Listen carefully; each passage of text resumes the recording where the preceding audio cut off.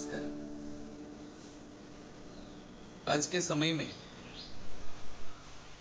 कई लोगों के प्रश्न होते हैं कि जीवन में गुरु की क्या आवश्यकता है, और जब गुरु पूर्णिमा पर्व आ रहा है तब इस विषय पर सोचना जरूरी है। तो चलो थोड़ी बात करते हैं इस विषय पर। पहली बात, जीवन में अगर कुछ भी सीखना है, कुछ भी जानना है, तो कोई सिखाने वाले की जरूरत है, कोई मार्गदर्शक की जरूरत है। चाहे वो शिक्षा का कोई भी विषय हो, या कला हो, संगीत हो, किसी भी विषय। जैसे कि मेडिकल है, इंजीनियरिंग है, तो उसमें सर्जरी जैसी प्रैक्टिकल बातें रहती है जो सिर्फ किताबें पढ़कर नहीं सीखा जा सकता। उसके लिए प्रैक्टिकल, प्रत्यक्ष सीखने की जरूरत है, और उसके लिए कोई सिखाने वाला, कोई मार्गदर्शक चाहिए। वो तो दूर की बात है, अगर पुस्तकें पढ़कर ही सब कुछ सीखा जा सकता था तो इतने बड़े बड़े विद्यालय, इतने बड़े बड़े महाविद्यालय बनाने की क्या जरूरत थी। लोग अपने आप पढ़ लेते और सीख जाते। सिर्फ इतना ही नहीं, अगर छोटा बच्चा है, उसे सिखाना है, तो उसे सचित्र बालपोथी देकर वो क्या अपने आप सीख लेगा क्या? नहीं, किसी ना किसी को तो उसे सिखाना पड़ेगा। तो ये बात हुई संसार की प्रत्येक बात की, कि सिखाने वाला कोई ना कोई चाहिए। लेकिन अध्यात्म की बात करें तो अध्यात्म का विषय वो तो हमारे लिए अपरिचित है। आत्मा बिल्कुल ही अपरिचित है। तो वैसे हम अपने आप कैसे सीख पाते? आत्म साक्षात्कार का मार्ग गूढ़ है, गहन है, जिस पर हम कभी नहीं चले। कहीं भी अगर जाना है तो हमें गाइड की जरूरत रहती है, मार्गदर्शन की जरूरत रहती है, मार्गदर्शक की, जो हमें राह दिखा सके। आज तो लोग जीपीएस का उपयोग करते हैं कि जीपीएस से पहुंचते हैं। तो अध्यात्म के मार्ग पर गुरु का पथदर्शन, गुरु के पथदर्शन की सृष्टि वो अध्यात्म के मार्ग में जरूरी है, जिस पर चल के हम जा सकते हैं। वैसे हमारे शास्त्रों में कहा है कि तीन चीजें इस संसार में दुर्लभ है। एक मनुष्यत्व, दूसरा मुमुक्षत्व, और तीसरा महापुरुष संश्रय। तो ये क्या है, थोड़ा संक्षिप्त में हम समझे। मनुष्यत्व, इस संसार में लाखों योनियां है, करोड़ों जीव जंतु है, लेकिन मनुष्य देह उसमें दुर्लभ है। क्योंकि हमारे शास्त्रकार, हमारे ऋषिमुनि, हमारे योगी कहते हैं कि सिर्फ मानव देह में वो व्यवस्था है कि मोक्ष प्राप्त किया जा सके। अगर सत्य, परम सत्य को पहुंचना है, परम लक्ष्य तक पहुंचना है, जो कि मोक्ष मानव जन्म का अंतिम लक्ष्य कहा जाता है, तो वहां तक अगर पहुंचना है तो सिर्फ मनुष्य शरीर ही उस साधना के लिए उपयुक्त है। तो पहली बात कि मनुष्य देह दुर्लभ है। दूसरी बात, मनुष्य देह उत्पन्न मिलने के बाद भी उसमें मोक्ष की इच्छा उत्पन्न होना वह दुर्लभ है। क्योंकि आत्मा जब जन्म लेती है तब वो सोचती है कि इस जन्म में मुझे मोक्ष प्राप्त करना ही है। लेकिन जन्म लेने के बाद वो सांसारिक चीजों में इतनी उलझ जाती है कि अपना परम लक्ष्य भूल ही जाती है, और व्यक्ति संसार की अलग अलग चीज वस्तुएं प्राप्त करने के पीछे लग जाता है। चाहे वो धन की प्राप्ति के लिए दौड़ हो, चाहे प्रतिष्ठा की प्राप्ति हो, चाहे भोग विलास की प्राप्ति हो, चाहे जो भी हो, लेकिन लोगों की दौड़ सांसारिक रह जाती है, संसार के पीछे रहते हैं, और वो आत्मा का, परम प्राप्ति का लक्ष्य भूल ही जाते हैं। तो वो कब याद आ सकती है? जब ऐसे कोई सदगुरु के दर्शन, ऐसे कोई परमात्मा के संदेश वाहक के दर्शन, कोई अवतार के दर्शन, तब हमारी वो स्मृति जाग उठती है। नहीं तो व्यक्ति भूल ही जाते हैं। जैसे कि हम बात करते हैं ना कि वो कार्टून स्टोरीज थी, मोगली, वो भेड़ियों के साथ पला उछ रहा था, लेकिन वो तो कार्टून की बात हुई। लेकिन सचमुच में कुछ ऐसे बच्चे पाए गए हैं जो जंगल में जानवरों के बीच पले बड़े हो, जिसको मनुष्य का संपर्क ही नहीं। और ऐसे बच्चे में वो पाया गया, वो बोलना ही नहीं जानते थे, वो मनुष्य की भांति व्यवहार करना ही नहीं जानते थे। वो चलते थे, खाते थे, सब कुछ भेड़िए की भांति, वो आवाजें भी निकालते थे भेड़िए की भांति।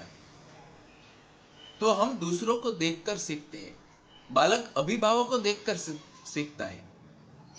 अगर कोई व्यक्ति जन्म से कोई बच्चा बहरा है तो सुन नहीं सकेगा आवाज, तो वो फिर गूंगा भी रहेगा, वो बोलता भी नहीं सीखेगा। ऐसे ही जो बच्चा जंगल में प्राणियों के साथ बड़ा भला उसका विकास हुआ, तो प्राणियों की भांति होगा, वो मनुष्य की भांति नहीं हो सकेगा। तो आत्मज्ञान की अवस्था है तो वो साधारण मनुष्य से भी ऊपर है थोड़ी। तो ऐसे बुद्ध पुरुषों के साथ, ऐसे सदगुरु के साथ, ऐसे योगियों के संपर्क में आए तो फिर वो स्मृति आ सकती है।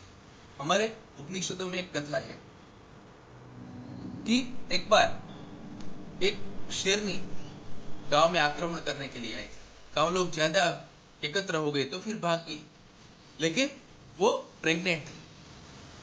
तो उसको कूदते समय, नदी पार करते समय उसकी डिलीवरी हो गई, तो उसका बच्चा फिर वही छूट गया। तो वो बकरियों के साथ, भेड़ों के साथ वो बच्चा रह गया और उसके साथ वो बड़ा होने लगा। धीरे धीरे वो सिंह, जो छोटा सा बच्चा था, वो बड़ा शेर हो गया।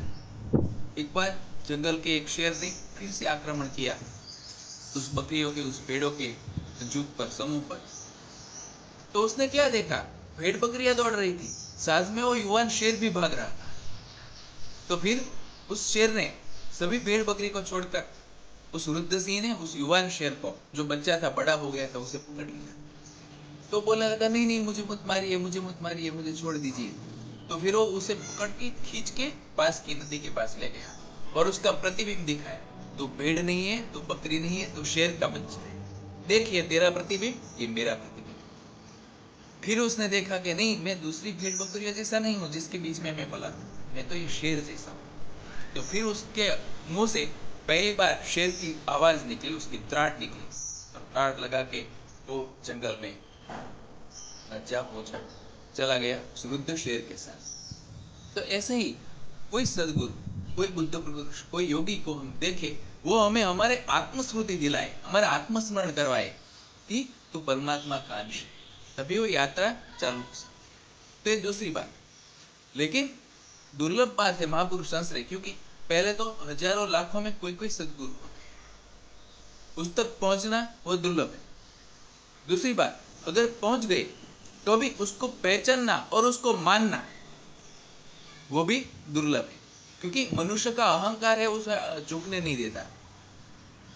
वो उसे गुरु मानने के लिए इनकार कर रहा होता है, अहंकार भीतर से। ये क्यों गुरु हो सकते हैं? ये तो मेरे ही जैसे मनुष्य है, उसको भी मेरे जैसे हाथ पैर है, उसको भी भूख लगती है, उसको भी प्यास लगती है, उसे भी पसीना छूटता है। तो गुरु कैसे हो सकते हैं, परमात्मा के माध्यम कैसे हो सकते हैं? ये अहंकार के तरीके। ये एक तो गुरु के आसपास माया का आवरण रहता है, दूसरा मनुष्य का अज्ञान है, अहंकार है, मूर्ता है, वो पहचान नहीं होने देता। तो ज्यादातर सदगुरुओं को उनके समय में पहचाना नहीं गया। किसी सदगुरु के कान में सुइया फूके गई, शूली चुभो दी गई, किसी को शूल पे चढ़ा दिया गया, किसी को पत्थर मारे, किसी को पागल बोला। लेकिन उन्हीं महापुरुषों को, उन्हीं सदगुरुओं को, उन्हीं परमात्मा के संदेश वाहकों को बाद में पूजा गया, लोगों ने बाद में उपासना, लेकिन उनके जीवन काल में बहुत कम लोगों ने उन्हें पहचाना। इतना ही नहीं, हमारे जो अवतार है, हम जो आज भगवान कहते हैं, उनको भी उनके जीवन काल में बहुत कम लोगों ने पहचाना था। लेकिन हमारी गुरु परंपरा बहुत प्राचीन है।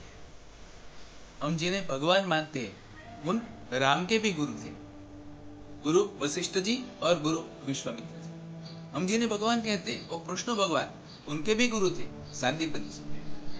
तो बहुत प्राचीन परंपरा है और उसका महत्व है कि अगर आपको परम लक्ष्य प्राप्त करना है अगर आत्मज्ञान प्राप्त करना है, परम सत्य प्राप्त करना है, तो ऐसे जो पहुंचे हुए ज्ञानी है, जिन्होंने जान लिया है, जो पहुंच गए हैं, उनका मार्गदर्शन और उनकी सहाय बहुत ही आवश्यक है। तो मुमुक्षुत्व पैदा होने के बाद महापुरुष का संश्रय, उन सद्गुरु तक पहुंचना, उनका शिष्यत्व स्वीकार करना, उनसे मार्गदर्शन लेना। भगवद गीता में भी कहा है, तम विद्या प्रणिपातेन परिप्रश्नेन सेव्य। उन महापुरुष के पास जाकर, उन सद्गुरु के पास जाकर, उन्हें वंदन करके, उनकी सेवा करके, उनसे प्रश्न पूछ के हमें मार्ग जानना चाहिए, तभी वो बताएंगे। तो सदगुरु की जीवन में बहुत आवश्यकता है। और दूसरी बात है कि गुरु शब्द ही बना है। गु का अर्थ है अंधकार और रू का अर्थ है प्रकाश, जो अंधकार दूर करता है। तो हमारे जीवन में जो भी अज्ञान रूपी अंधकार है, वो जो दूर करते हैं और आत्मज्ञान का प्रकाश देते हैं, उन्हें सदगुरु कहते हैं। तो हमारी भारतीय संस्कृति में सदगुरु का बहुत महत्व है। और जिन्होंने गुरु वरण नहीं किया, जिनके कोई गुरु नहीं है, उनकी निंदा की जाती है। निकुरा कह के निंदा करते थे पहले। तो हमें अगर आध्यात्मिक प्रगति करनी है, तब तो एक सदगुरु की शरण में जाना बहुत ही आवश्यक है। और गुरु पूर्णिमा पर्व शिष्यों के लिए बहुत ही महत्वपूर्ण दिन है पूरे साल भर, जब वो गुरु के प्रति कृतज्ञता व्यक्त करते हैं। फिर कभी बात करेंगे इस विषय में। नमस्कार। बहुत बहुत